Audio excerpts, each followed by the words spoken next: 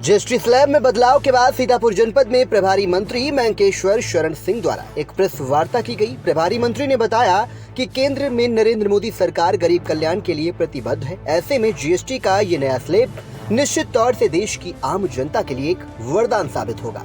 GST के संबंध में उन्होंने कुछ उदाहरण प्रस्तुत करते हुए बताया कि दूध, पनीर, पेंसिल, नोटबुक के साथ 33 जीवन रक्षक दवाइयां ऐसी हैं जिन्हें इस कर में शून्य कर दिया गया है। साथ ही दवाइयां, मक्खन और घी, चीनी, पैकेज नमकीन पर 12% के स्थान पर 5% जीएसटी की छूट दी गई है। वहीं शैम्पू, टूथपेस्ट और चॉकलेट पर 18% के स्थान पर अब 5% जीएसटी लगा दी गई है, जिससे आम आदमी को राहत मिलेगी। इस मौके पर जिलाध्यक्ष राजेश शुक्ला, जिला उपाध्यक्ष नीरज वर्मा झल्लर, विष्णु मौर्य, अतुल गुप्ता, नगर पालिका सीतापुर अध्यक्ष प्रतिनिधि नवेंद्र अवस्थी उपस्थित रहे। बहुत बहुत हार्दिक स्वागत, अभिनंदन है। आप सब लोग जानते ही हैं कि जिस तरीके से पिछले दिनों जीएसटी में बहुत सारी कमी की है केंद्र सरकार ने, और उसका सीधा फ़ायदा आम जनता को, विशेषकर जो हमारी मिडिल क्लास और जनता है उनको बहुत अधिक मिलने जा रहा है। जैसे दूध के ऊपर जीएसटी 5% थी, वो अब 0% हो गई, जो पैक्ड दूध जो भी आते थे। पनीर के ऊपर 5% से 0%, पेंसिल, नोटबुक जिनके ऊपर 15% जीएसटी थी वो अब 0% हो गई है। 33 तरह की जीवन रक्षक दवाइयाँ जिनके ऊपर 12% जीएसटी था वो अब 0% हो गई हैं। इसी प्रकार से ज़्यादातर दवाइयाँ जो पहले 12% में आती थी वो 5% में आ गई हैं। मक्खन, घी वगैरह, जो पैक मक्खन और पैक घी वगैरह जो होती है उनके ऊपर भी 12% से 5% जीएसटी हो गई है। चीनी के ऊपर 12% से 5% हो गई है। पैक्ड नमकीन के जितने भी तरह के पैकेट जो पैक नमकीन आती थी उन सब पे भी 12% से 5% हो गई है। शैम्पू, रोज़मर्रा हम सब लोग शैम्पू यूज़ करते हैं, 18% से 5% हो गई है।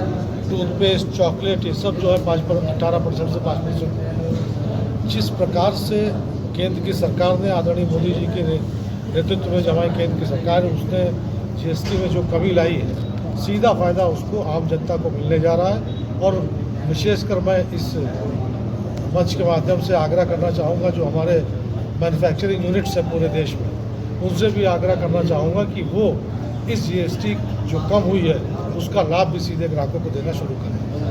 सर, जीएसटी ये कम होने के बाद समाजवादी पार्टी के जो अखिलेश यादव हैं, जब योगी जी ने एक मॉल का निरीक्षण किया और शैम्पू और अन्य चीज़ों के रेट देखे तो उसमें योगी आदित्यनाथ जी की एक फ़ोटो काफ़ी वायरल हुई थी जिसपे अखिलेश जी ने तंज कसा था कि संत शैम्पू नहीं लगाते, ये शैम्पू का रेट देख रहे हैं। अब आप सोचिए, बात सही है, संत शैम्पू नहीं लगाते हैं, लेकिन देश में, उत्तर प्रदेश में विशेषकर से 25 करोड़ की जनसंख्या है, और 25 करोड़ की जनसंख्या में मुझे लगता है कि कम से कम 4-5 करोड़ लोग तो शैम्पू जरूर लगाते होंगे। ये उनको नहीं दिखाई पड़ता। और अगर पूरे देश में अगर आप देखें तो मुझे लगता है सैकड़ों लोग शैम्पू लगाते होंगे। यहाँ पे आप सब, जितने हम सब लोग हैं, अगर रोज़ नहीं लगाते तो दूसरे दिन तो जरूर लगाते हैं। सर, और भी उनके द्वारा कई सवाल उठाए गए जीएसटी के ऊपर कि जीएसटी कम पहले बढ़ाई जाती है फिर कम कर दी जाती है। जीएसटी व्यवस्था जब बनी, अब बढ़ने के बाद कोई भी चीज़, कोई व्यवस्था अगर नई पूरे देश में एक लागू होती है, क्या पूरे देश में एक ही प्रकार का टैक्स नहीं लगना चाहिए हर चीज़ में? तमिलनाडु में दूसरा टैक्स हो, आंध्रा में दूसरा टैक्स हो, उत्तर प्रदेश में दूसरा टैक्स हो।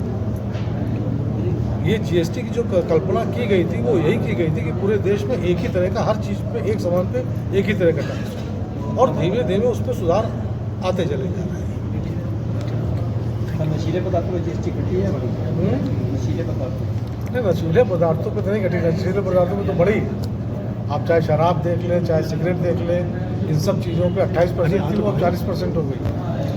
सर, बाइकों के ऊपर जीएसटी घटी है, लेकिन जो लग्जरी कार्स हैं और लग्जरी बाइक्स हैं उन पर जीएसटी बढ़ा दी गई है, उनका क्या कुछ? नहीं, जो देखिए, जो लग्जरी कार आम आदमी जो कार खरीदता है उन सब पे घटी है, लेकिन जो अमीर आदमी जो कार खरीद रहे हैं उनके पास पैसा है और जीएसटी बढ़ने से उनके ऊपर कोई फ़र्क भी नहीं पड़ रहा है। सर, बहुत सारी कारें 4-4 लाख रुपए तक की घट गई हैं। सर, मोटरसाइकिलों में बहुत ज़्यादा घट गया है, स्कूटर पे बहुत ज़्यादा घट गया है। अब उसका लाभ हमारी आम जनता, देखिए सरकार का कहना क्या, सरकार जो अमीर लोग हैं उनसे टैक्स ज़्यादा लेंगे, इसमें दिक्कत क्या है? सर, अखिलेश यादव के जिस तरीके से आपने देखा होगा पिछले 11 साल में आदरणीय मोदी जी के नेतृत्व में जिस तरीके से विशेषकर सड़कों पे आप बिल्कुल मानते होंगे कि जितनी सड़कें पिछले 70 साल में बनी है उससे ज़्यादा सड़कें इन 11 सालों में बनी। तो और किसी भी देश का आर्थिकी हो या विकास हो वो वहाँ की सड़कों से ही आपको परिलक्षित होगा। अमेरिका अगर आप देखिए इस समय सबसे विश्व का एक तरीके से कह लीजिए सबसे विकसित राष्ट्र है। अमेरिका के प्रेसिडेंट आज नहीं, आज से बहुत पहले प्रेसिडेंट कहा करते थे कि अमेरिका आगे इसलिए बढ़ रहा है क्योंकि अमेरिका की सड़कें अच्छी हैं। तो आज वही कल्पना को मूर्त रूप आदरणीय मोदी जी दे रहे हैं। सर, 2 सवाल।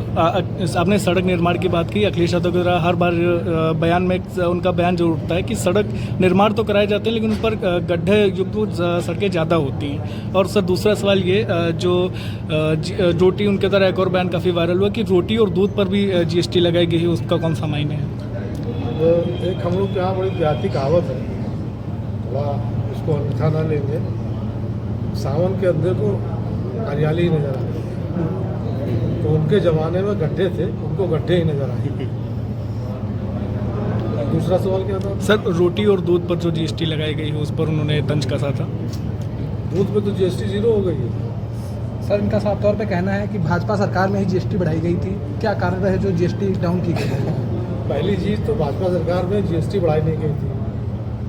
एक टैक्स पूरे देश में एक तरह का टैक्स हुआ, ठीक है, और सब लोगों की सहमति से हुआ। और GST काउंसिल में जो भी होता है सबकी सहमति से होता है।